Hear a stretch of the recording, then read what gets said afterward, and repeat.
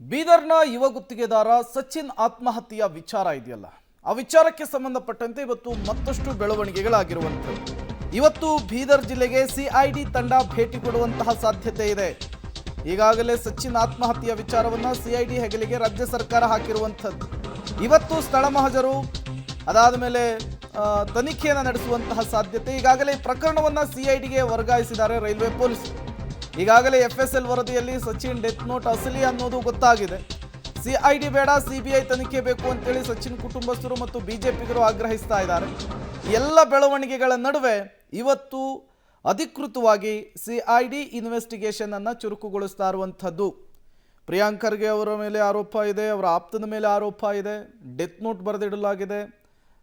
ಅದರ ನಡುವೆ ರಾಜ್ಯ ಸರ್ಕಾರ ಸಿಐಡಿಗೆ ಇದನ್ನು ವಹಿಸಿರುವಂಥದ್ದು.